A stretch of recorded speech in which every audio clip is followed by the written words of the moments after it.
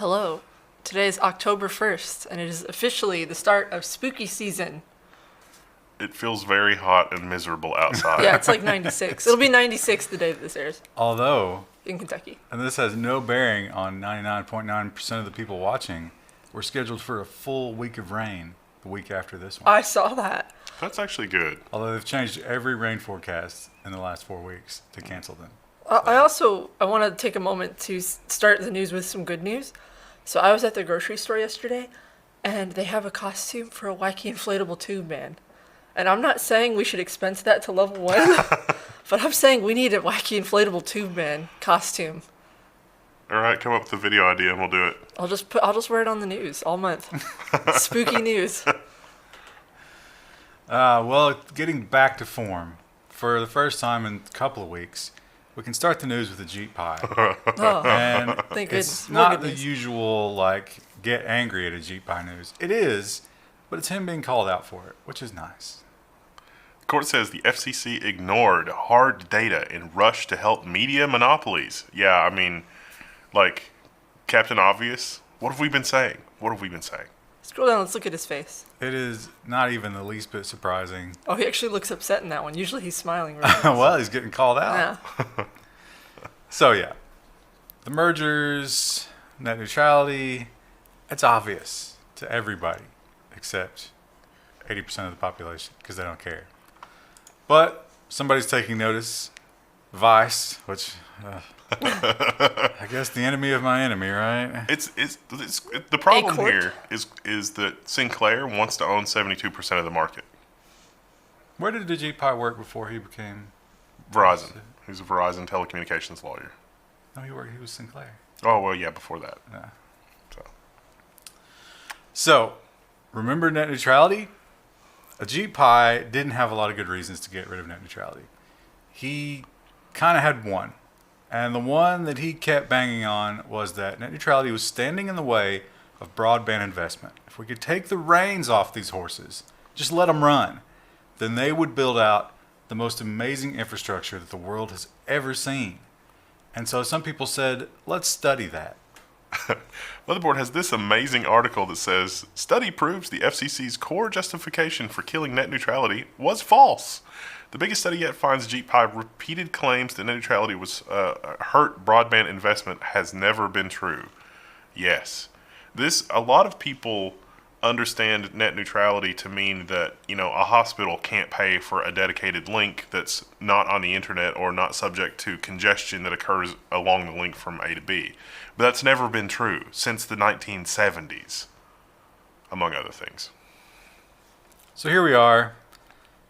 We do have to admit that the hyperbole from both sides was proven false. Yeah. The internet has not burned to the ground.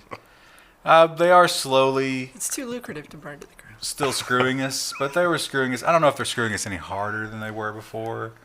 Both sides are trying to find new and creative ways to screw us. Perhaps fewer kisses on the neck.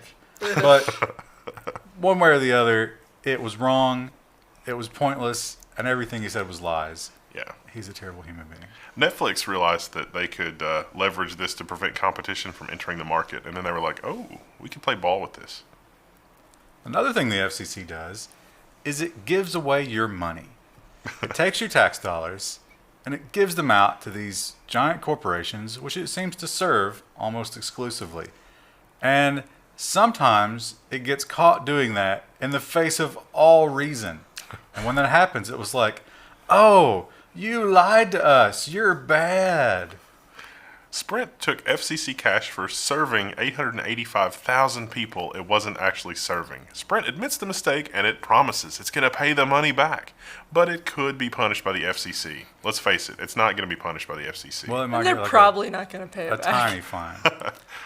So this was, what they get, like $8.50 a month or something? It was $9.50, I think. This is the poor people internet subsidy thing. So poor people it costs too much to run infrastructure in rural areas. And so there's this broadband subsidy program. Taxpayers pay into that, and then the FCC can use those funds to help make sure that people that might otherwise not have good cell service or internet service or whatever could be a part of the subsidy. In this case, the Sprint customers were Lifeline customers that were supposed to get the low cost and discount plan.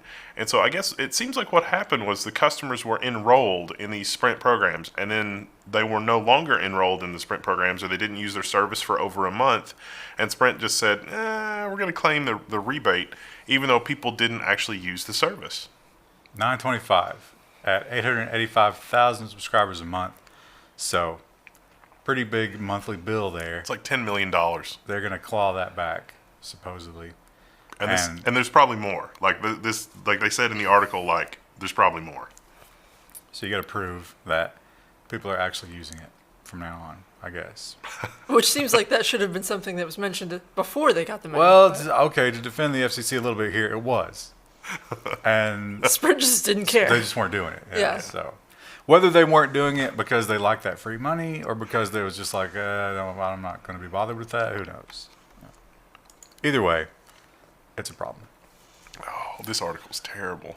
Elizabeth Warren is, I think she has pulled to the front of the pack with the whole Ukraine debacle, dragging Biden down. So she is the front runner for our Democratic presidential candidate, and she has some ideas. Now, when it comes to technology, you got to give her a little bit of credit here.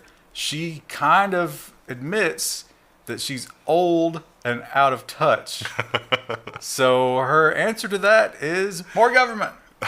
Warren proposes investing in congressional tech expertise to diminish lobbying power.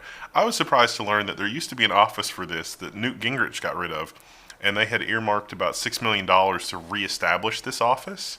But ultimately, the funding for that was cut at the last minute, I guess, by the Senate or something.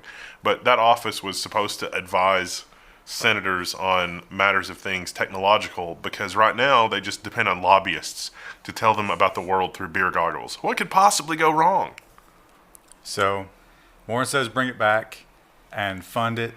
And these people, you got to wonder, though, it probably wouldn't pay a lot, right?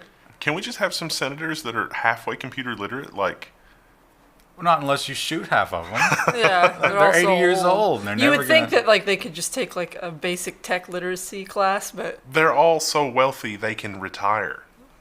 But they're not in it for them. Well, they are yeah, in at it that for point money, they're but probably not in power. for the money. Yeah. Yeah, like I said, you have to shoot them.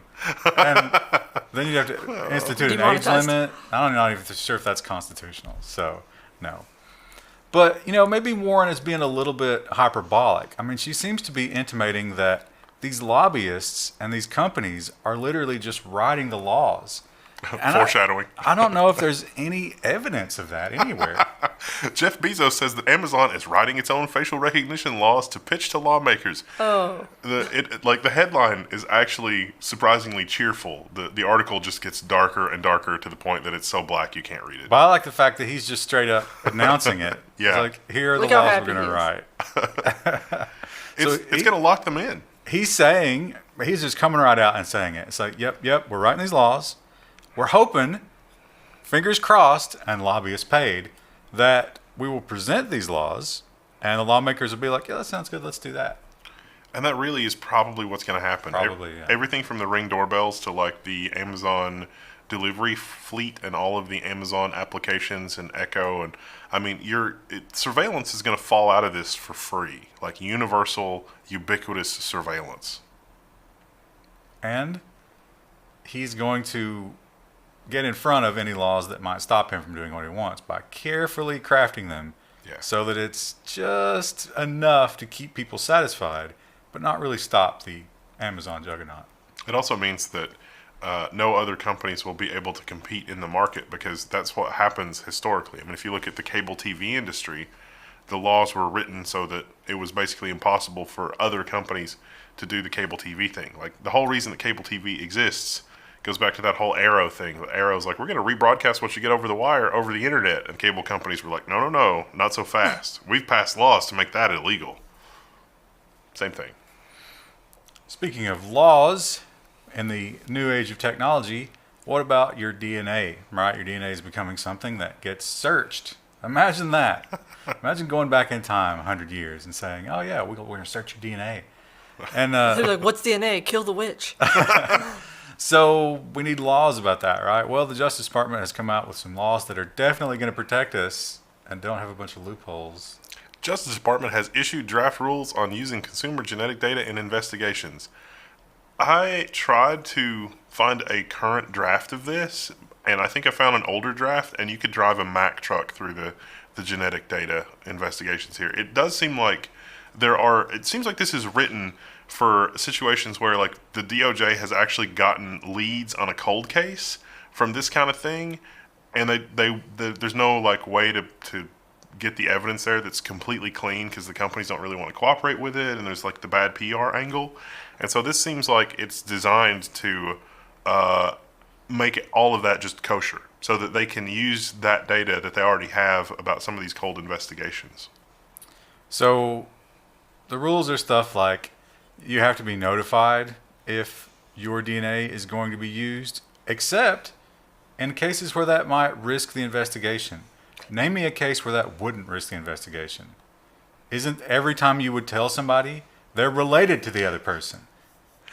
One of the other sites' commentary on that was that if you have like Ancestry.com or something, and there's a disclaimer in their user agreement, they're like, send us your DNA. I mean, I don't think Ancestry.com currently does that, but you can. But let's say that you send them your DNA, and there's a thing there's a thing in the user service agreement that says they can share with that or sell it to law enforcement. This also makes that okay. So they're not allowed to just go and fish through the records as a primary source of bringing you in. Unless it's a violent or a murder case, then that's out the window. All I'm hearing is that we're one step closer to the world of Gattaca. Yeah, basically. So you're going to be protected in cases where they probably wouldn't go to the trouble of using DNA in the first place. Do you think it's going to be before 2021 that we have New York cops pulling chewing gum off of the sidewalk, sending it for DNA analysis, and then pulling from the database? How much of a fine is that? $500. It'll be the day when the cost to do that is less than the fine. Huawei, haven't heard from them in a while. They seem to just be quietly languishing as Trump and the trade war roil on. I guess it's smart of them not to say anything, right? Just let it play out and see what happens. But here in the homeland, they've decided that Huawei equipment is bad and we've got to do something about it. What can we do about it? Let's spend taxpayer money. Reuters has this article about U.S. lawmakers proposing a $1 billion fund to replace Huawei equipment. And I don't think $1 billion is going to scratch the surface. Do you think the $1 billion, having been given out to the telecommunications companies, which is what the plan is here, will ever go toward this? No. No. It won't. It's a free $1 billion for Jeep Pie's friends. We talked last week about the sneak and peek searches and how many companies got them. We knew about all the big tech companies, but it turns out they're firing them off like a machine gun. And some of the companies are actually standing up, which is weird because of their history with, telemetry and all that. Bloomberg has this article about Microsoft's chief of counsel, and it says that Microsoft is still rattled over U.S. sneak and peek searches. The company says it's challenging a secrecy order on data demand. An enterprise customer has been targeted in a warrant, but that enterprise customer is not identified. You better believe this is a big customer of Microsoft's, and Microsoft is probably doing this because whenever this is made public, it's probably going to hurt their relationship with that enterprise. But the Fortune 500 gets real skittish about this kind of thing. Everybody's just warming up to the Microsoft 365 cloud and all that stuff. This could cost Microsoft a lot of cloud business. It's going to appeals court. I think it's smart of them to get a jump on this and be like, we're the first company to fight for your rights. Yeah. I don't know if they have much of a chance, though. It's worth whatever the court costs are for the PR. I see that this is the first salvo in moving everything to be stored locally. So like if you have a company that's based in, the Cayman Islands, Microsoft is going to move all the data to a data center in the Cayman Islands or something. I doubt they have robust data protection laws in these Cayman Islands. They might, I guess, with all the offshore stuff. Uber. So if something happens to you in an Uber that is criminal, or you think is criminal, Uber has like an internal Uber police. They're not actually police. They have no law enforcement Uber credentials. police. They're just the Uber police. And you might feel good about the Uber police stepping in and asking you all these questions and stuff until you read this headline. Uber stopped its own investigators from reporting crimes to the police. We're not law enforcement, in quotation marks. See also colleges. Yeah, this is a bad look for Uber. So it turns out the drivers have a 3-strike policy. So I guess, you could like abduct your ride 3 times, and on the 3rd time they're like, we've got to terminate your, drive share agreement. 3rd time you get a free sub. Yeah. So yeah, they actually were not just not encouraged to report these crimes, they were told never to do so because it's PR, right? And they say, well, it's up to the rider to go to the police. But it also seemed like maybe they led them to believe that it was handled by these people when it wasn't. They also cited one rider or driver who had 2 sexual harassment complaints that went through this thing and then never went to the cops, then a rape. Hey, it really is like colleges. He was escalating. So that's not good. But you should listen. If you think Uber's looking out for you or any of these companies we talk about, you're naive. You always look out for yourself. I'm pretty sure that's what happens in yellow cab too. It's like, oh, I took the yellow cab to what? No, yellow cab doesn't care. No one cares. Until you tweet about it, and then they'll pretend to care. Dunkin Donuts had a big breach, and it was their Like 5 years ago. it was their reward system, their point of sale scan thing, and New York suddenly is mad about it. New York sues Dunkin Donuts over hack affecting thousands of people because they need lots of money. New York has no motivation here except to just collect money. Do you have a Dunkin Donuts account, Wendell? I do. Oh. And I was part of this, but this was known like a long time Yeah. ago. And they kind of sort of half-assed disclosed this, but they didn't do it properly according to New York. So I don't know what's to be accomplished here. It also wasn't much of a hack. It was just them using dark web databases to try and Credential brute stuffing. force. And I guess Dunkin' didn't have a very good, Yeah. like lockout policy or anything, so they managed to get a bunch of them in. Yeah. I don't know. What do you do with that? What do you do with somebody's Dunkin' rewards? You're like steal donuts, get gift cards, get the gift card Steal number. donuts. The worst crime. The police are taking that very seriously. But I don't think, did they have payment attached to that? Do you have an account attached to it? I did have to get a new credit card, but I don't know if they could read the credit card details. Maybe. Is it really that much trouble to whip out your credit card when you buy donuts? Do you need that? I like just association? having the barcode. Like I just beep my way through. You might have a problem. There's part of me that didn't think that you would have an account there, but I'm No. also not completely surprised that you do, considering we do stop for donuts pretty often in the office. The rewards thing it used to be pretty good. It's nowhere near as good as it used to be, but like if you just got like, coffee and a dozen donuts like once a month, about every other month you would get like a free half dozen donuts or free donut holes or something. So now anymore they just don't care. Here's a hypothetical situation that, see if this has ever happened to you. You're chilling out on the internet, you get an email. Right. The email says, hey, someone has matched with you on Match.com. I'm not sure how that happens because supposedly you don't have an account at that. Oh, no. It's that if you don't pay, you can't see who's checking you out. Oh, But you get an email, it's like, hey, somebody's checking you out. You should pay so that you can read the message. And you're like, oh, wow, human contact. And you pay ever how much it is, and you go and read the message, and it's a Russian phishing link. And then you say, hey, wait a minute. This wasn't even a real person. And Match.com says, gotcha. Well, if that has happened to you, you might be in for some money. Match.com connected daters to fake accounts to boost subscriptions, U.S. regulators say. The FTC says that more than 400,000 people subscribe because of these fraud messages. So I guess the accusation here is that Match.com turned a blind eye to people signing up with fraudulent accounts. And then when real people gave real money, they didn't give refunds. They also mentioned that they got some kind of guarantee. If you don't actually get a date within a certain amount of time, a real human being, 6 months. you get your money back. But then, I guess this disrupted that. I'm not sure how that works exactly. Oh yeah, because it was like it was Oh. real, but not really. So they're saying class action, and Seems like a lot of very lonely people. Like, anyway, what are you gonna I avoided the online dating thing, so I don't know. I'm still old enough that it kind of like skeeves me out, but it seems to be popular enough. Yeah, well, I mean, we're in such of an online world.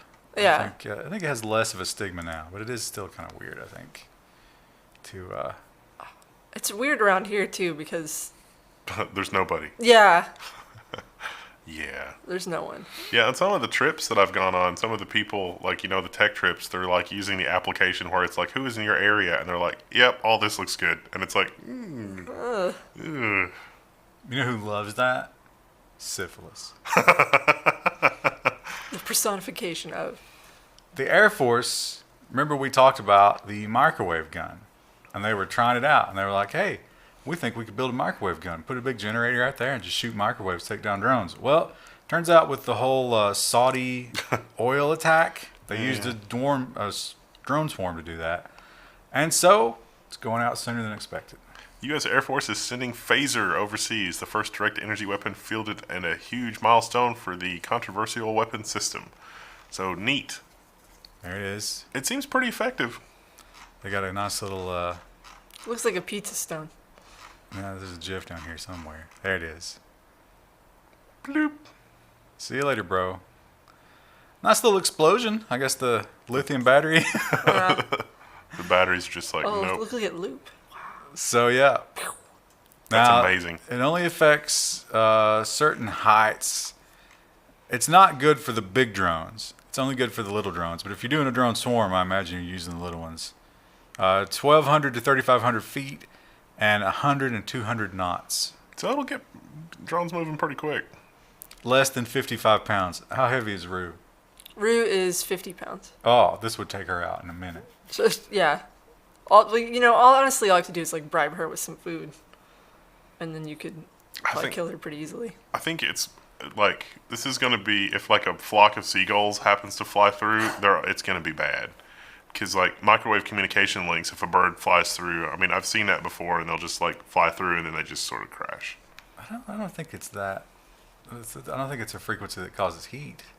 I don't know what it was. It was just like, oh, they got too close to the communication tower. It was like, is that normal? And they're like, yeah, that's All it pretty does normal. is disrupt. I'm probably going to give them cancer. I don't know if it'd take them right out of the sky. I wonder if it confused their like navigation sensor, and they were just like, I don't know. Like that scene in The Core.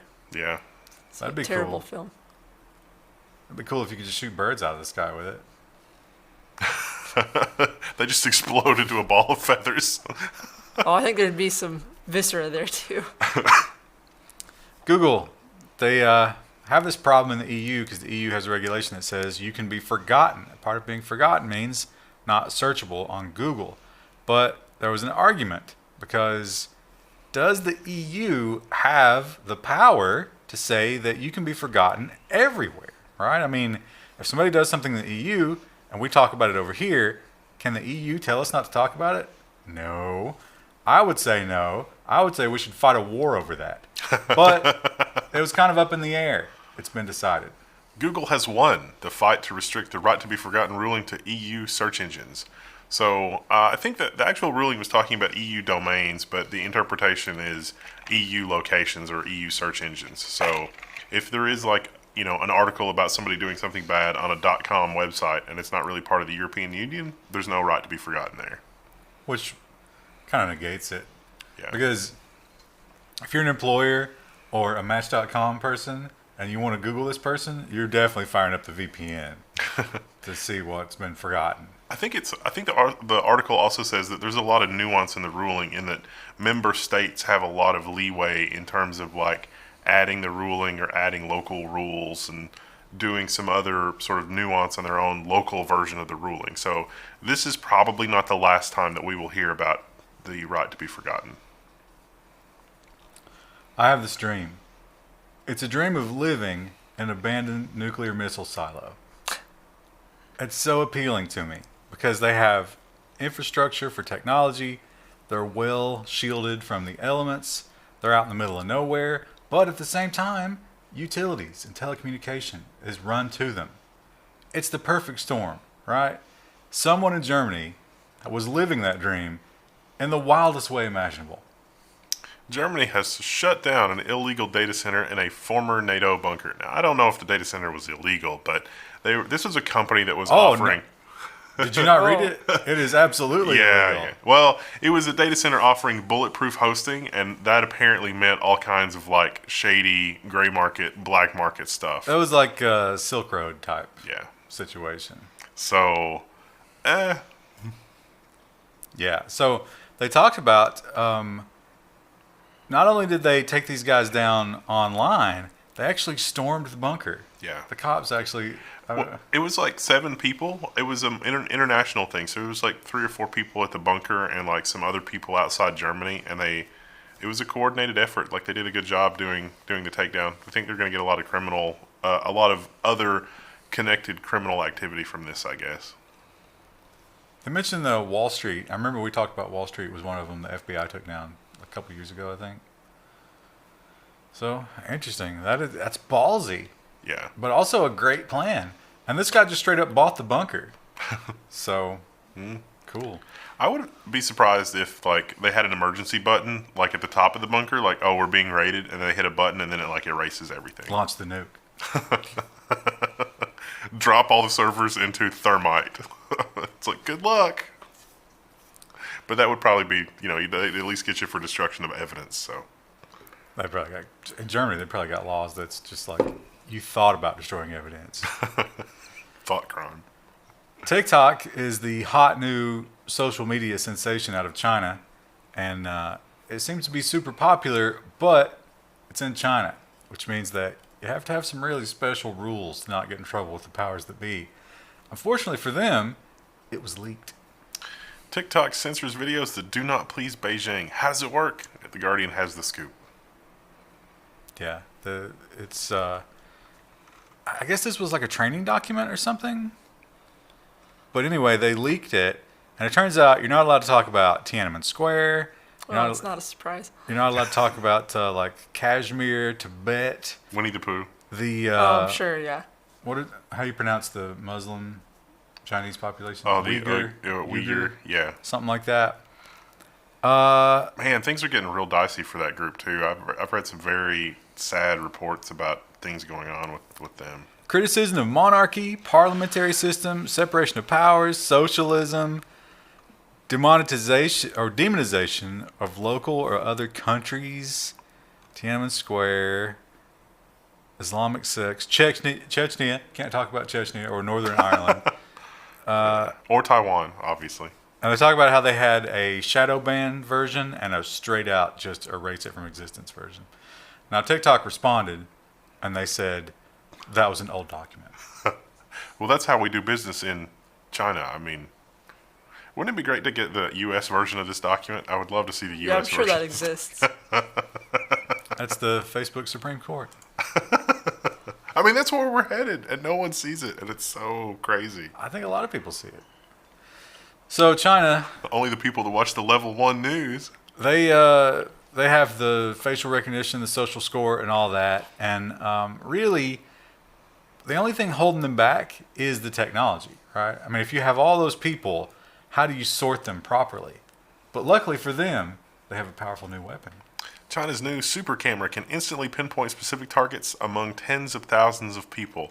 Now, this is facial recognition, but it's like 500 megapixels. And so, like, the facial recognition's all baked in hardware, AI.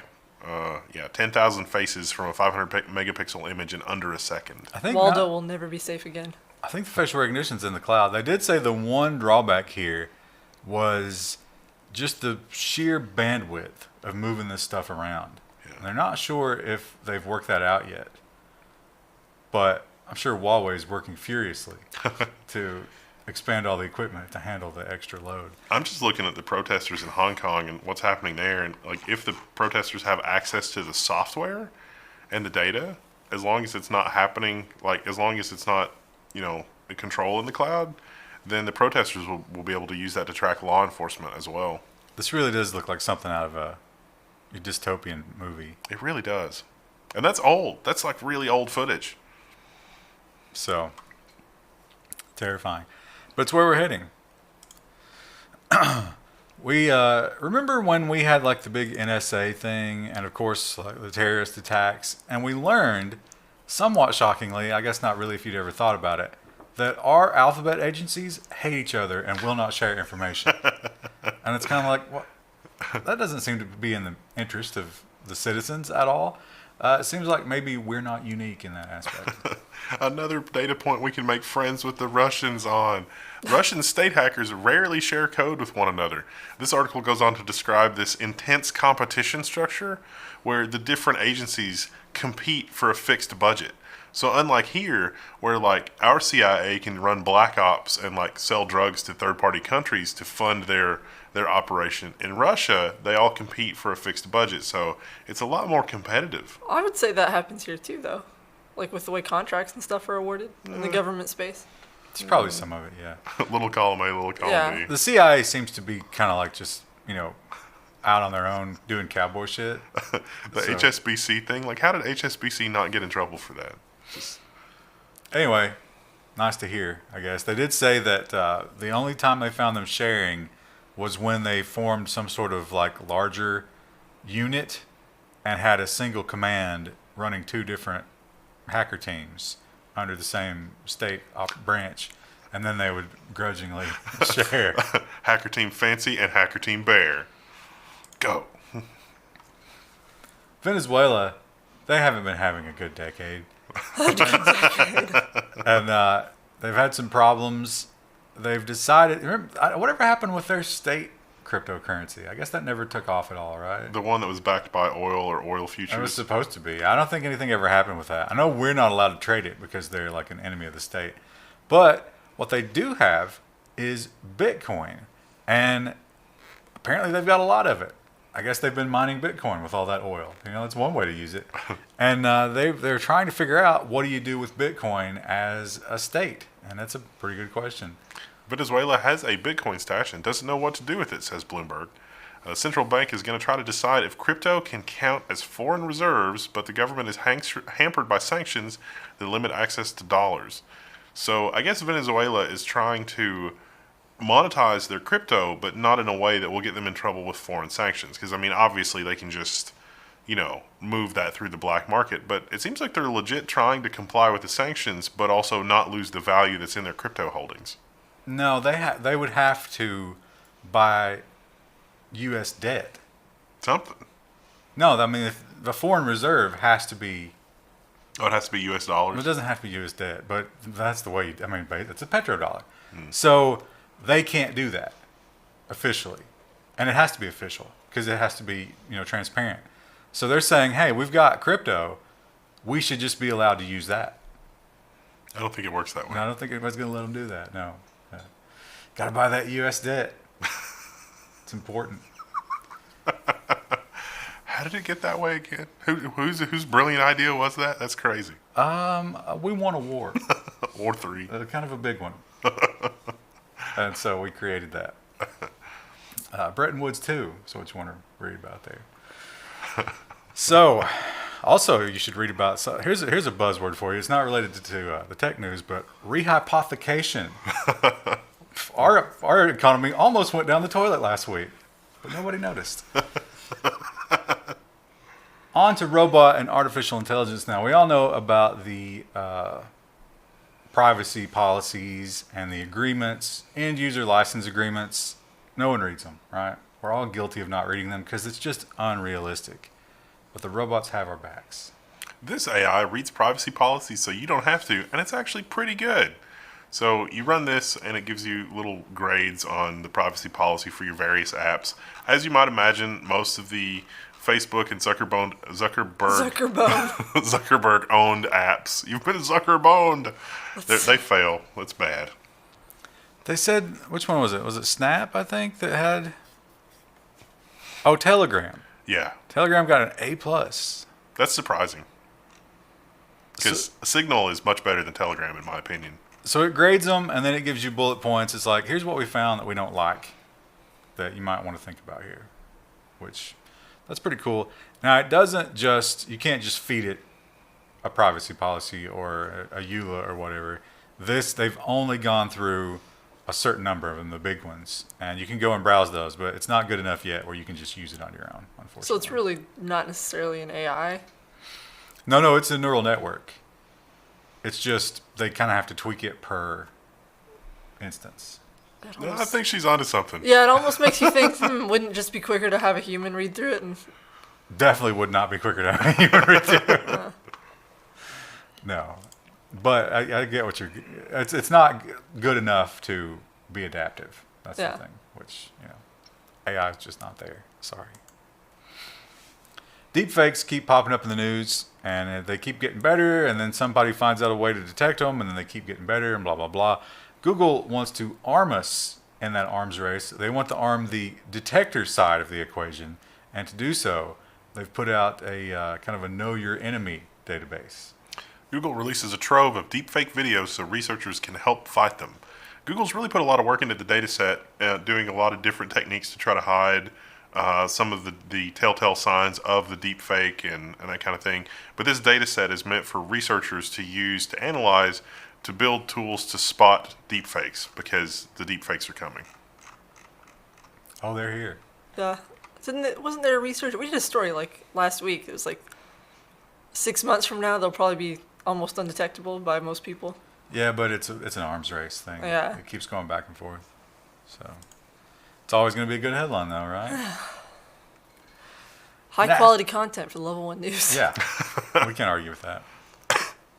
NASA keeps building cool robots. And the thing that strikes me most about a lot of the more functional robots that we have these days is they look nothing like we ever expected robots to look like. It turns out that humanoid robots just aren't that applicable in a lot of situations. But how about one that looks like a ball? NASA aims to send shape-shifting robots to explore Saturn's moons. So it looks like a ball right now, but it can pop those panels out and like walk, or I don't. It flies. It's like a crab walk thing. No, they're like little individual drones. Well, it can pop a side open though and locomote. I'm that way. imagining it like that IKEA lamp. It can also separate, see? Like they just come apart and fly. But yeah, it did mention how they could like structure themselves. And it can also float Yeah.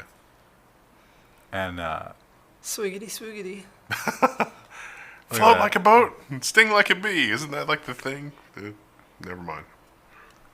so that's cool. Yeah, and that thing is going to explore Titan, and because Titan has liquid, although it's methane, it's not water. What do we got tomorrow? Tomorrow will be business and probably social media. Social media. I don't remember if it's social media or security. I think security was the bigger one, so that'll probably be Friday. Woo! All right. See you in the next one. Bye.